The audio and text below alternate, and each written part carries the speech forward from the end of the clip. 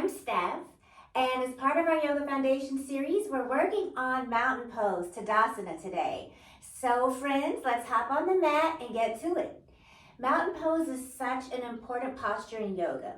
It serves as a basis and a foundation for all of our standing postures.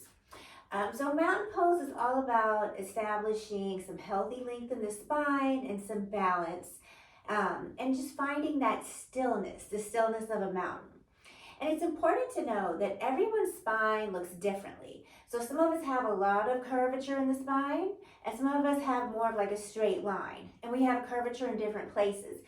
So as a teacher, it's not my job to try to make everyone look the same in this posture. In fact, it's the opposite. We want to honor everyone's body and everyone's practice exactly where they are. And that's going to look different for everybody. So traditionally, mountain pose begins with bringing the big toes together and the heels a little apart. So why do we bring the heels apart in mountain pose? Well, by bringing the heels slightly apart, they stack right underneath the sit bones. And we're thinking about stacking our joints here in mountain pose. Now, for some people, for some bodies, when we bring the big toes together, what happens is that the inner knees can rub together, and that can cause discomfort, or there can be some compression in the thighs. So if that's uncomfortable for you, then maybe step your feet about hips width apart.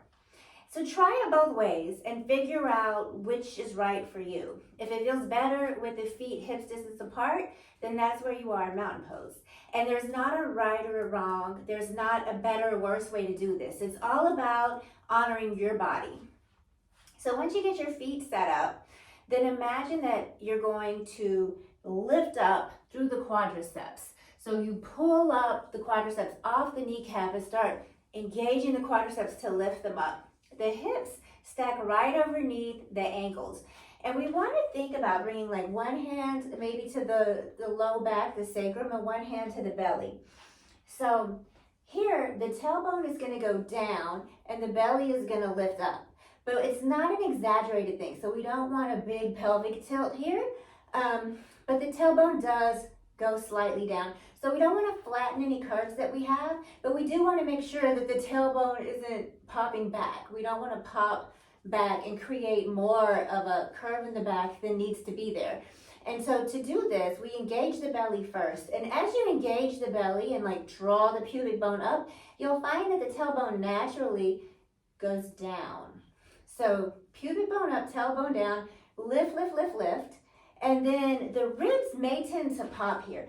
So if you feel like your ribs are kind of popping out, think about drawing them down towards the belly. So as the pubic bone lifts up, the ribs move downwards. So that engages the abdominal wall. And this is a foundation for us, not just in mountain pose, but in all standing poses. So from this space, with the quadriceps lifted, the belly lifted, the ribs plugging down, the ribs are knit, the tailbone is long, then we send our attention to the chest and the shoulders. So we want to think about an open collarbone, an open chest, roll the shoulders back and down so that the tips of the shoulder blades are moving towards one another. And then we see what's happening with the neck. A lot of times today we're in our phones. So what happens is we get tech neck. So a lot of times we think that we're in a beautiful mountain pose, but the head is forward and there's this tech neck thing going on. So you may have to draw your chin in a little to keep the neck in line with the spine. So remember that the neck is part of the spine, and we want to keep that in one beautiful line. And from this space, you may choose to roll the palms open and spin the pinky fingers outwards, because as we open our hands, we open our hearts. And this can help to encourage the openness through the chest in mountain pose.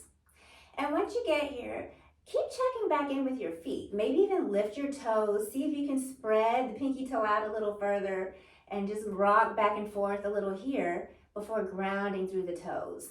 And to make sure that you feel steady, you can sway from side to side, sway front and back, and really find that center of gravity. Find your balance so that the sit bones are right over the heels and the crown of the head is right over the pelvis. Belly is locked, quadriceps lifted, and the whole body is active.